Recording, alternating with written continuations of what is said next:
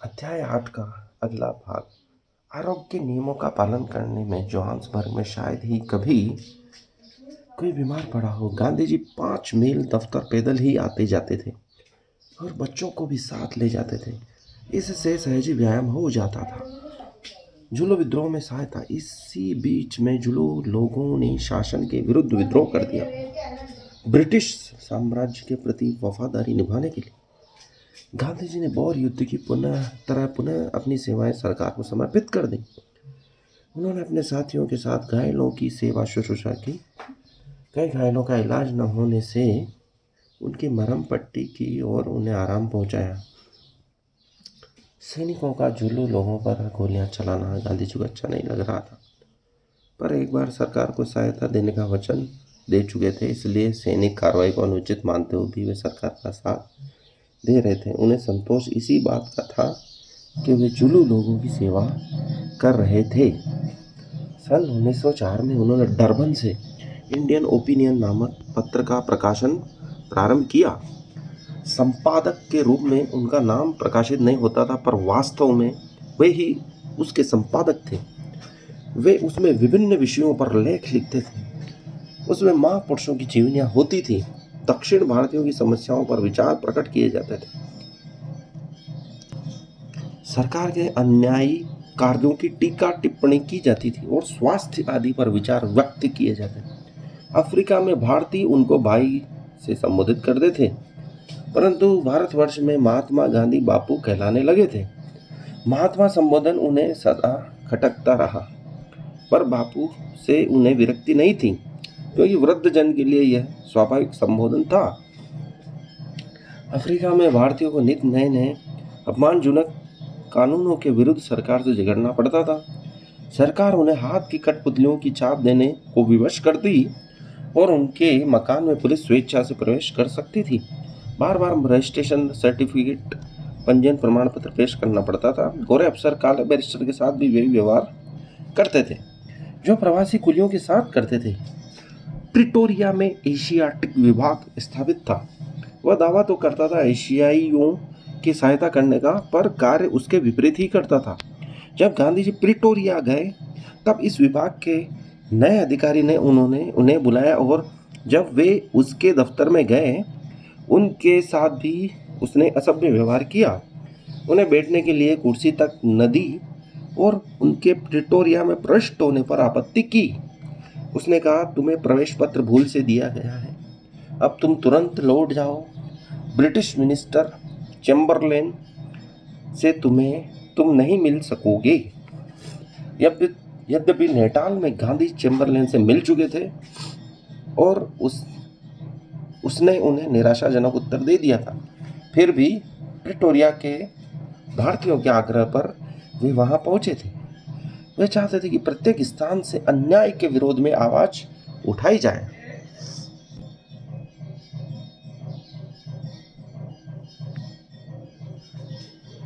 व्यक्ति और सार्वजनिक जीवन में संघर्ष के क्षण। 11 सितंबर 1906 की सार्वजनिक सभा में भाषण देते हुए उन्होंने सत्याग्रह सिद्धांत की एक ही वाक्य में व्याख्या कर दी, बुरे कानून के सामने न झुकना ही सत्याग्रह है। इंडियन ओपिनियन में वे बराबर भारतीय समाज पर लगे प्रतिबंधों के विरुद्ध आवाज उठाते थे। ट्राम गाड़ियों और रेलगाड़ियों में भारतीय सम्मान के साथ यात्रा नहीं कर सकते थे। नेटाल में सरकार भारतीय व्यापारियों को बार बार परमिट लेने के लिए आदेश देती थी। इसका गांधी जी ने बार बार विरोध किया। व्यापारियों को दोबारा परमिट न लेने की सलाह दी। 16 वर्ष से अधिक अवस्था वाले भारतीयों पर प्रति वर्ष 1 पाउंड कर लगाया जाता था। प्रवेश प्रमाण पत्रों पर फीस लगाई जाती थी। इन सब अपमानजनक कानूनों और नियमों को रद्द करने के लिए गांधी जी को विरोध करना पड़ता था। अदालतों की शरण लेने पर भारतीयों के पक्ष में फैसले नहीं होते थे। फिनिक्स आश्रम की स्थापना। इंडियन ओपिनियन पत्र में लेखों का हेनरी पोलक पर बड़ा प्रभाव पड़ा। वे गांधी जी के भक्त हो गए। गांधी जी रहते थे जोहान्सबर्ग में, पर उनका पत्र इंडियन ओपिनियन छपता था डरबन में। एक दिन जब वे जोहान्सबर्ग से डरबन जाने लगे तो पोलक उन्हें स्टेशन छोड़ने गए। गांधी में पढ़ने के लिए उन्हें रस्किन की अनटू दिस लास्ट पुस्तक दी। गांधी जी ने 24 घंटे की यात्रा में सारी पुस्तक पढ़ डाली। उसका मन पर बड़ा प्रभाव पड़ा। उन्होंने लिखा है कि इस पुस्तक ने मेरे जीवन में क्रांति पैदा कर दी। उन्होंने इसे जीवन निर्माण कार्य की रचना कहा। सर्वोदय के नाम से उसका उन्होंने गुजराती में अनुवाद किया। पुस्तक में शरीर श्रम और हाथ से काम करने का गौरव प्रतिपादित किया गया है। पुस्तक के सिद्धांतों को कार्य रूप में परिणत करने के लिए वे तुरंत उद्यत हो गए। उन्होंने डरबन में 100 एकड़ भूमि खरीदी और उसमें फिनिक्स कॉलोनी अर्थात आश्रम की स्थापना की। वहां अपना प्रेस लगाया और इंडियन ओपिनियन पत्र को छापना प्रारंभ कर दिया। बिजली पर निर्भर न रहने की दृष्टि से उन्होंने अपने पत्र का आकार घटा डाला। पत्र की अफ्रीका में बड़ी मांग रहती क्योंकि उसमें प्रति सप्ताह प्रवासी मजदूरों की समस्याओं पर कड़ी टिप्पणियां होती थी। पत्र में अंग्रेजी, गुजराती, हिंदी और तमिल विभाग रहते थे। फिनिक्स आश्रम गांधी जी के संयोगों का केंद्र बन गया। ट्रांसवाल के भारतीयों की सेवा तथा अन्य सार्वजनिक कार्यों में खर्च जुटाने के लिए उन्हें जोहान्स पर रहकर वकालत करनी पड़ती थी।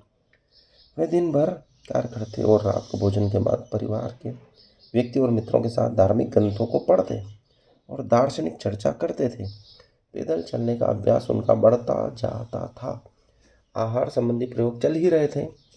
अपने बड़े भाई को उन्होंने एक पत्र लिखा था, मेरा अपना कुछ नहीं है, मेरे पास जो कुछ भी है वह लोक सेवा में लगाया जा रहा है। मुझे किसी प्रकार के सांसारिक सुख भोग की कामना नहीं है। मैं समाज सेवा से पूर्ण रूप से जुट जाना चाहता हूँ। गांधी जी समझौते का मार्ग हमेशा खुला रखते थे। वे यूरोपियों के साथ भी अन्याय नहीं होने देना चाहते थे। बहुत समय तक उनका विश्वास रहा कि अंग्रेज संविधान के अनुरूप कार्य करते हैं और कानून की इज्जत करते हैं, परंतु बाद में उन्हें ऐसा अनुभव होने लगा कि दक्षिण अफ्रीका के शासक अपने जाति बंधुओं का पक्ष लेते हैं और भारतीयों के साथ अन्याय करते हैं। अतः यदि भारतीय यूरोपियों के समान व्यापार आदि में समानता की इच्छा रखते हैं तो उन्हें जीवन मरण के संघर्ष में उतरना पड़ेगा। सत्याग्रही गांधी। सन 1906 के अगस्त की बात है। गांधी जी अपनी फिनिक्स बस्ती में कुछ साथियों के साथ भावी कार्यक्रमों पर विचार कर रहे थे। इसी समय किसी ने उनके हाथ में ट्रांसवाल गवर्नमेंट गजट का एक नया अंक थमा दिया। उसमें ट्रांसवाल सरकार का एक अध्यादेश छपा था। उसके अनुसार जो भारतीय सरकारी दफ्तरों में जाकर एशियाई रजिस्टर में अपना नाम दर्ज कराने के लिए आवेदन पत्र नहीं देगा वह अपराधी माना जाएगा और उसे जुर्माना, जेल या देश निकालने की सजा दी जा सकेगी। गजट पढ़ते ही गांधी जी का माथा ठनका। वे समझ गए कि सरकार भारतीयों को अपमानित कर देश से निकालना चाहती है। उन्होंने तुरंत भारतीयों की एक सभा बुलाई और उन्हें नए कानून के परिणाम समझाए। भारतीयों ने उसके विरोध में आवाज़ उठाई पर उसका कोई परिणाम नहीं निकला। उन्होंने महात्मा गांधी के सुझाव के अनुसार अपने नाम रजिस्टर में दर्ज नहीं कराए। सरकार ने उन्हें गिरफ्तार कर अदालत में पेश करना प्रारंभ कर दिया।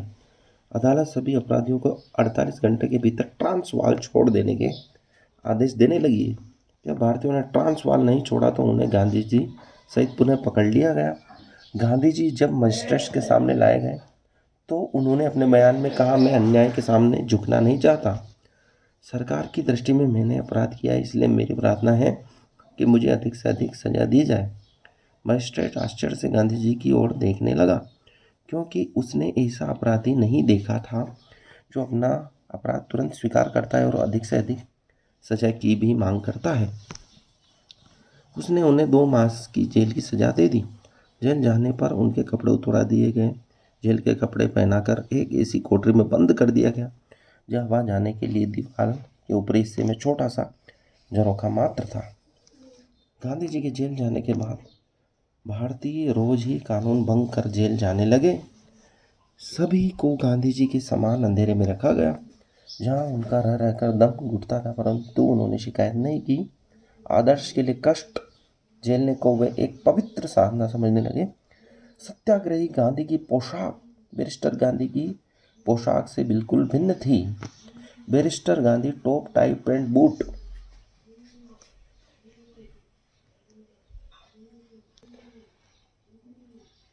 और मौजे में रहते थे, पर सत्याग्रही के रूप में आंदोलन करते तब नंगे सिर, कुर्ता, लुंगी और नंगे पैर रहते थे। लुंगी पहनने का कारण यह था कि दक्षिण अफ्रीका में दक्षिण भारतीय तमिल भाषी प्रवासियों की संख्या अधिक थी। सत्याग्रहियों को जेल में भोजन भी अच्छा नहीं दिया जाता था।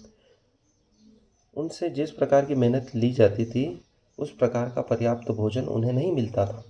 इतना कष्ट झेलने पर भी वे गांधी जी के सत्याग्रह सिद्धांत के अनुरूप प्रसन्न ही रहते थे। ट्रांसवाल सरकार ने जब देखा कि भारतीय शांतिपूर्ण पूर्वक लगातार जेलों में भर रहे हैं, तब उसके रक्षा मंत्री जनरल स्मट्स ने समझौते का मार्ग अपनाया। उसने गांधी जी को जेल में बुलाया और उनसे आंदोलन बंद करने को कहा। उसने यह समझौता किया कि भारतीय स्वेच्छा से रजिस्टर में नाम दर्ज करा लें तो मैं कानून वापस ले लूँगा। गांधी जी राजी हो गए, फलते सभी कैदी छोड़ दिए गए। गांधी जी ने इस आंदोलन के रूप में सत्याग्रह का पहला प्रयोग किया। जेल से छूटते ही उन्होंने सत्याग्रहियों की सभा बुलाई और समझौते की शर्तों को समझाकर कहा, सरकार झुक गई, हमारी जीत हुई है, अब आप अपनी मर्जी से एशियाई रजिस्टर में नाम लिखा सकते हैं। कौन कहता है कि हमारी जीत हुई है? सामने बैठा हुआ पठान मीर आलम गरज उठा, नाम दर्ज कराने की बात तो कायम रही ना। गांधी जी ने समझा कर कहा, हमें अपनी मर्जी से नाम दर्ज कराने की बात तो कायम रही है ना। गांधी जी ने समझा कर कहा, हमें अपनी मर्जी से नाम दर्ज कराना है, सरकार ज़बरदस्ती नहीं करेगी। तो आप क्या करेंगे? पठान ने पूछा। मैं तो नाम दर्ज कराऊंगा और सबसे पहला कराऊंगा, गांधी जी ने जवाब दिया। पठान जोश में बोला, मालूम होता है आपको सरकार ने रिश्वत दी है, तभी आपने ऐसा गलत समझौता किया है। पठान का शक बेबुनियाद था। बेबुनियाद है, इसे कोई न माने। यह कहकर गांधी जी जब सभा से जाने लगे तो पठान ने धमकी दी, याद रखना, मैं खुदा की कसम खाकर कहता हूँ कि जो नाम दर्ज कराने जाएगा उसे मैं मौत के घाट उतारे बिना नहीं रहूँगा। चलते चलते गांधी जी ने कहा, मुझे अपने भाई के हाथों मरने की खुशी ही होगी। नाम दर्ज कराकर भारतीयों को ट्रांसवाल में रहने का अनुमति पत्र लेना पड़ता था। सरकार ने अनुमति पत्र देने की 3 महीने की अवधि रखी थी। अनुमति पत्र लेने के लिए गांधी जी एशियाई दफ्तर की ओर रवाना हुए। रास्ते में मीर आलम मिला। उसने हमेशा की तरह उन्हें सलाम नहीं किया, वह उन्हें घूर रहा था। गांधी जी ने खुद उनसे पूछा, कहो कान कैसे हो? कान ने रुका, इसे कहा अच्छा नहीं। जब गांधी जी दफ्तर की ओर बढ़े तो आलम ने लपक कर पूछा, कहाँ जा रहे हो? गांधी जी ने जो ही कहा, नाम दर्ज करा अनुमति पत्र लेने, त्यों ही उसने उसके सिर पर लाठी जमा दी। गांधी जी हरे राम कहकर नीचे गिर पड़े। इसी हालत में खान के साथियों ने उस पर लाते लगाए, डंडे बरसाए। यह देखकर कुछ पास खड़े भारतीय दौड़े और उन्होंने उन्हें बचाया। पठान और उसके साथी भागने लगे, परंतु लोगों ने उन्हें पकड़कर पुलिस के हवाले कर दिया। बेहोशी की हालत में गांधी जी के पास के गोरे के दफ्तर में ले जाया गया। मार से उनका होठ फट गया, सामने के दांत टूट गए और छाती की पसलियां बुरी तरह दुखने लगी। होश आते ही गांधी जी ने पूछा, मीर आलम कहाँ है? जब उनसे कहा गया कि पुलिस उन्हें पकड़कर ले गई है, तो उन्होंने कहा, अरे जाओ उसे छुड़ाने की कोशिश करो, वह बेचारा नहीं जानता कि उसने क्या कर डाला है। गांधी जी ने पठानों को छोड़ देने के लिए पुलिस अधिकारी को चिट्ठी लिखकर प्रार्थना की, पर वे छोड़ नहीं गए। उन्हें सजा हुई। उसी समय एशियाटिक ऑफिस के कर्मचारी मिस्टर चमनी आ गए। गांधी जी ने उनसे कहा, आप अपने कागज़ पर यही मेरे हस्ताक्षर ले लीजिए, मुझसे पहले किसी की रजिस्ट्री न करें।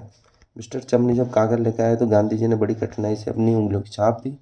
तब मिस्टर चमनी की आंखें भर आई। सत्याग्रह का दूसरा दौर। जनरल स्मट्स ने गांधी जी को दिए गए वचनों का पालन नहीं किया। एशियाई रजिस्टर में नाम दर्ज कराने वाले कानून को रद्द नहीं किया। गांधी जी ने इस कानून को भी भंग करने के लिए भारतीयों को तैयार किया। इनके नेतृत्व में नेटाल के सत्याग्रही भारतीयों ने ट्रांसवाल में प्रवेश कर कानून भंग किया। उन सब पर मुकदमे चलाए गए। सभी ने अपना अपराध स्वीकार किया। मजिस्ट्रेट ने सजा दी और वे जेल भी गए। गांधी जी को भी अपने साथियों के साथ जेल यात्रा करनी पड़ी। इस बार उन्हें जमीन खोदने का काम दिया गया। गांधी जी अपने सिद्धांत के अनुसार दिए हुए समय में उसे पूरा करते और जो समय बचता उसमें थोरो आदि के ग्रंथ तथा गीता पढ़ते थे। जेल से छूटने पर गांधी जी कुछ समय के लिए इंग्लैंड गए, पर वहाँ उन्हें प्रवासी भारतीयों की समस्या हल कराने में सफलता नहीं मिली। ट्रांसवाल सरकार ने अपनी दमन नीति नहीं छोड़ी। उसने कुछ भारतीयों को निष्कासित करने के आदेश जारी किए। गांधी जी ने आदेशों के विरुद्ध सुप्रीम कोर्ट में अपील की, जिसमें उन्हें सफलता मिली। सरकार भारतीयों को निष्कासित करने की अपनी योजना में सफल नहीं हो पाई। टालस्टॉय आश्रम। गांधी जी ने जेल यात्रियों और उनके परिवारों को एक साथ रखने के लिए एक आश्रम की योजना बनाई। उनके मित्र केले ने पेक ने 1000 एकड़ जमीन मुफ्त दे दी। उसमें झरना, 2 कुएं, एक झोपड़ी थी। गांधी जी को वह स्थान बहुत सुंदर लगा। अपने प्रेरणादायक टालस्टॉय की स्मृति में उन्होंने उसका नाम टालस्टॉय आश्रम रखा। यहाँ से स्टेशन 1 मील और जोहान्सबर्ग 21 मील था। इस खेत में शुद्ध वायु और जल का प्रबंध तो था ही, संतरे, खुबानी और बेर के भी पेड़ थे। गांधी जी को प्राकृतिक चिकित्सा के प्रयोग की सामग्री अर्थात शुद्ध हवा, शुद्ध पानी और ताजे फल प्राप्त थे। गांधी जी ने स्त्री पुरुषों को अलग अलग रखने की व्यवस्था की, इसलिए दूर दूर मकान बनाए गए। एक पाठशाला, बढ़ई खाना, मोची खाना आदि के लिए मकान बनाने का प्रबंध किया गया। आश्रम जीवन की सभी आवश्यक चीजों के लिए।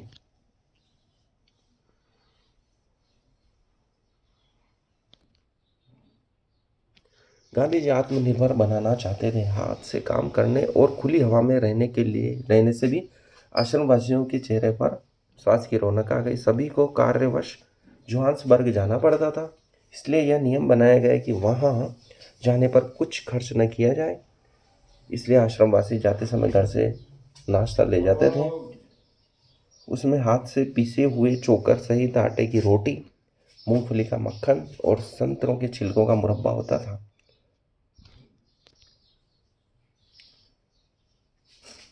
लोग जिस दिन जाते उसी दिन लौट भी आते थे। इस प्रकार उनकी 60-65 किलोमीटर की पद यात्रा हो जाती थी। गांधी जी भी इतनी पद यात्रा करते थे। वे जिस बात का उपदेश देते थे वे उसे स्वयं भी करते थे। आश्रम के लड़के लड़कियों को अपने साथ नहाने ले जाते। इस प्रकार उनमें परस्पर सौहार्द और भाई बहन का भाव जागृत करते थे। गांधी जी खुले बरामदे में धरती पर सोते थे। आश्रम में चारपाइयाँ नहीं रखी गई थी, अतः आश्रमवासी भी धरती पर सोते थे। गांधी जी आश्रम में सदाचार पर विशेष बल देते थे। गांधी जी जब आश्रम में थे तब उन्हें सूचना मिली कि भारतीयों की एक टोली को नेटाल की सीमा लांघकर ट्रांसवाल जाने के कारण पकड़ लिया गया है और उन पर मुकदमा चलाया जा रहा है। सत्याग्रहियों की सहायता के लिए वो तुरंत गए और अदालत में उनकी पैरवी कर उन्हें छुड़ा लाए। स्त्री और पुरुषों का सत्याग्रह। केप टाउन की सुप्रीम कोर्ट ने एक अजीब फैसला दे दिया। उसने ईसाई प्रथा से किए गए विवाहों को वैध माना। इसका परिणाम यह हुआ कि गैर ईसाई विवाह अवैध हो गए। भारतीय समाज में तहलका मच गया। स्त्रियां रोष में भर गए क्योंकि अब उनकी स्थिति वैवाहिक पत्नी की न होकर रखेल की हो गई। गांधी जी को इस सामाजिक अन्याय को दूर कराने के लिए पुनः सत्याग्रह की तैयारी करनी पड़ी। वे टालस्टॉय आश्रम से फिनिक्स बस्ती में रहने के लिए चले गए। वहाँ उन्होंने सत्याग्रह के लिए महिलाओं को संगठित किया। स्त्रियों की एक टोली, जिसमें कस्तूरबा भी थी, नेटाल से बिना अनुमति पत्र लिए ट्रांसवाल में प्रविष्ट होने के लिए रवाना हुई। यह तय हो चुका था कि यदि सरकार उन्हें गिरफ्तार न करे तो वे कोयले की खान पर जाए और मजदूरों को हड़ताल के लिए प्रेरित करें। जैसे कि आशा थी, पुलिस ने महिलाओं को गिरफ्तार नहीं किया, तब वे पूर्व निर्णय के अनुसार खदान पहुंची और मजदूरों को हड़ताल कराने में सफल हो गई। न्यू कैसल खान के 1000 मजदूरों ने हड़ताल कर दी। इस बार पुलिस निष्क्रिय नहीं रही। उसने महिलाओं और अन्य सत्याग्रहियों को पकड़कर अदालत में पेश कर दिया और अदालत ने उन्हें जेल की सजा दे दी। गांधी जी स्त्री और पुरुष सत्याग्रहियों को अपने निश्चय पर डटे रहने की प्रेरणा देते रहे। उन्हें कैंप में रखकर उन्हें खाने पीने की स्वयं व्यवस्था करते रहे। कई बार वे स्वयं सत्याग्रहों के लिए भोजन पकाते, उनके रहने के स्थान की अपने हाथ से सफाई करते थे। सत्याग्रहों की टोली जब निकलती थी तो जनता उन्हें गांधी जी की सेना कहती थी। गांधी जी सत्याग्रह करने से पूर्व उसकी सूचना सरकार को दिया करते थे। इस प्रकार इस बार भी उन्होंने ऐसा ही किया। निश्चित तिथि को वे अपनी सेना के साथ ट्रांसवाल के भीतर प्रविष्ट हुए। पुलिस ने उन्हें पकड़ लिया, परंतु उनके एक मित्र ने उन्हें जमानत पर छुड़ा लिया। गांधी जी ने पुनः कानून भंग किया और गिरफ्तार हो गए। मित्र ने दोबारा जमानत देकर उन्हें छुड़ा लिया। गांधी जी पीछे लौटने वाले नहीं थे। उन्होंने तीसरी बार सत्याग्रह किया। इस बार उन्होंने जमानत पर नहीं छोड़ा गया। मजिस्ट्रेट के सामने पेश होने पर उन्होंने अपराध स्वीकार करते हुए अधिक से अधिक सजा देने की मांग की। इस बार उन्हें तथा उनके साथियों को 9 माह की सख्त सजा दी गई। गांधी जी और उनके साथियों के जेल जाने के पश्चात आंदोलन और अधिक तेजी से बढ़ा। देश के कोने कोने से स्वयं से सत्याग्रह के लिए आ गया है। उन्हें ट्रांसवाल की जेलें भर दी। जब दक्षिण अफ्रीका की सरकार ने दमन समाचार भारत में पहुंचे तो भारतीय नेताओं के जोर देने पर वाइसराय ने दक्षिण अफ्रीका की सरकार के अन्याय के विरुद्ध जांच कमीशन की मांग की। लंदन की ब्रिटिश सरकार ने भी उसका समर्थन किया। इसका परिणाम यह हुआ कि जनरल स्टम्प्स को गांधी जी और उनके साथियों को जेल से छोड़ना पड़ा और जांच कमीशन की नियुक्ति करने पर कमीशन के सदस्यों में भारतीय विरोधियों की संख्या अधिक होने से गांधी जी ने उसका विरोध किया। भारत सरकार ने भी गांधी जी के पक्ष का समर्थन किया, इसलिए जनरल स्टम्प्स को झुकना पड़ा। उसने गांधी जी को समझौते के लिए आमंत्रित किया। समझौते के अनुसार गैर ईसाई विवाह भी वैध ठहराए गए। प्रवासी भारतीयों पर लगाया जाने वाला 3 पाउंड का वार्षिक कर रद्द कर दिया गया और बकाया माफ कर दिया गया। भारत से मजदूरों का आयात बंद करने का भी प्रावधान रखा गया, परंतु बिना अनुमति के भारतीयों के एक प्रांत से दूसरे प्रांत में प्रवेश करने पर अनुमति पत्र लेने का प्रतिबंध नहीं हटा। अफ्रीका में गांधी जी का 8 वर्षीय सत्याग्रह आंदोलन समाप्त हो गया। उनके नेतृत्व में वह अनुशासित और अहिंसात्मक रहा। अन्याय के विरुद्ध शांतिपूर्ण आंदोलन का यह प्रथम प्रयोग था जिसने संसार का ध्यान आकर्षित किया। 18 जुलाई 1914 को गांधी जी ने अफ्रीका से शाश्वत अंतिम विदाई ली। अफ्रीका में गांधी जी ने जीवन के अनेक क्षेत्रों में सत्य के प्रयोग किए। शाकाहार, फलाहार, उपवास, व्यायाम, ध्यान, प्रार्थना, मौन व्रत उनकी व्यक्तिगत साधना के अंग थे।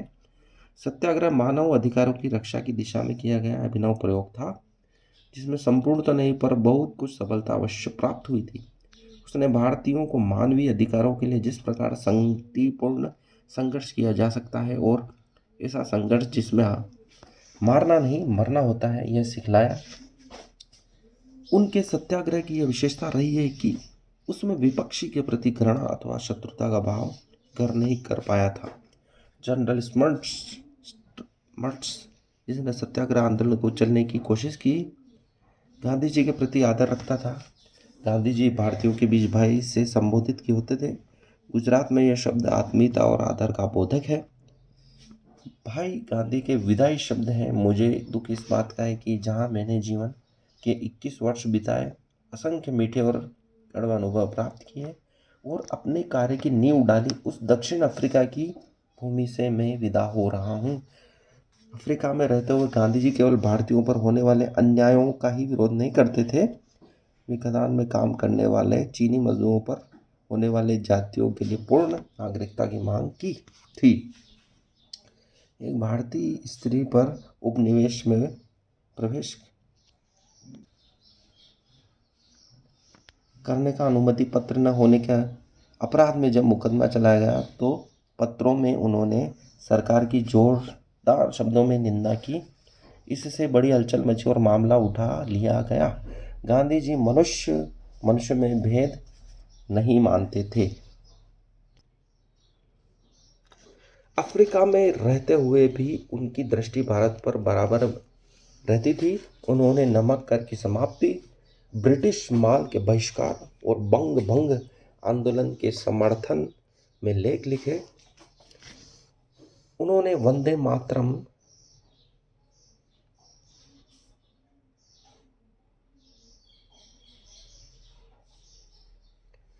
उन्होंने नमक कर की समाप्ति, ब्रिटिश माल के बहिष्कार और बंग भंग आंदोलन के समर्थन में लेख लिखे। उन्होंने वंदे मातरम को राष्ट्रीय गीत बनाने तथा देश में राष्ट्रीय एकता स्थापित करने की दृष्टि से एक राष्ट्रभाषा बनाने के लिए हिंदी हिंदुस्तानी का समर्थन किया। न्याय और मानवता के आधार पर होम रूल स्वराज्य की मांग पेश की। वे बाहरी दुनिया पर भी दृष्टि रखते थे। रूस की क्रांति पर टिप्पणी करते हुए उन्होंने लिखा था कि यदि यह क्रांति सफल हो गई तो यह इस शताब्दी की महान विजय होगी।